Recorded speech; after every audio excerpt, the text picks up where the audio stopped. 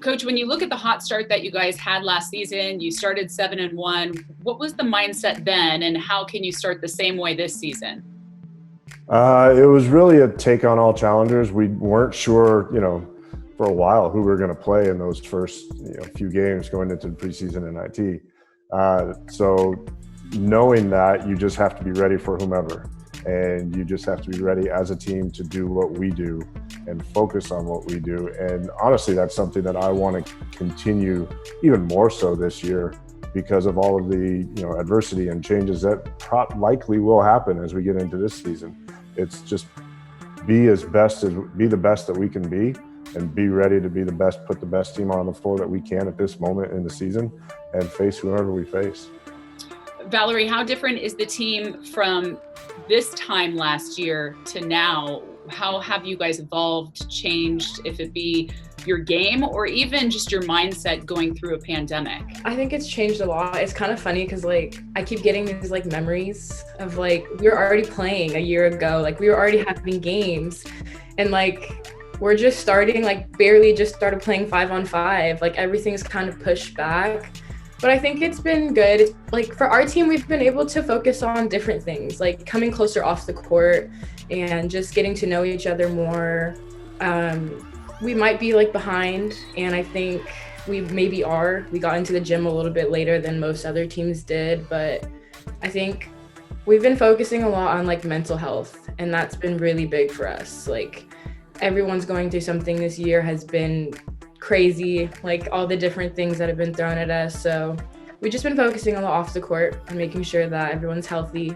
Brooklyn, how have you stayed sharp mentally during this time, and also physically, knowing that games are going to come soon enough? Our weight trainer gave us a nice thing to she gave us a lot of yoga and a lot of different things to do outside and cardio. So I was quarantined in Hawaii, so I just ran down the hills every day.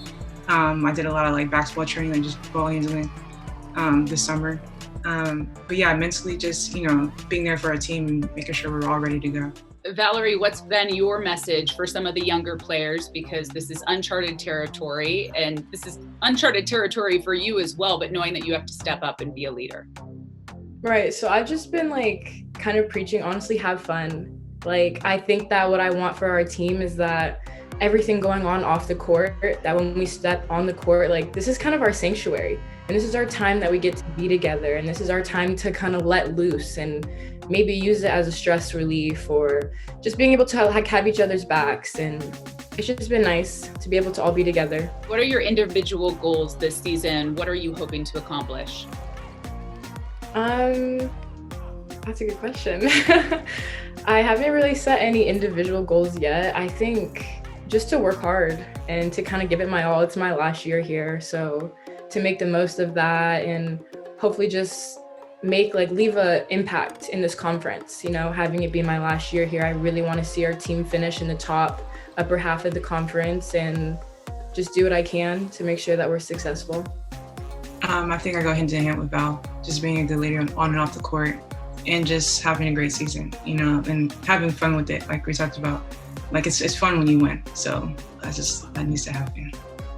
Coach, what can we expect out of Pacific basketball this season? I'm going to brag on these two for just 2 seconds because honestly, besides both of them getting national attention with the Katrina McLean, preseason watch list and the Becky Hammond preseason watch list, what they both just talked about is exactly what I'm so proud of them for right now in terms of the leaders that they're becoming. And you get to see that progress, and just watching these two young women become such really good and powerful leaders. We've mentioned it a lot in practice and talk about it, but if I can talk to anybody else and you guys can put it out there, I'm happy to do so.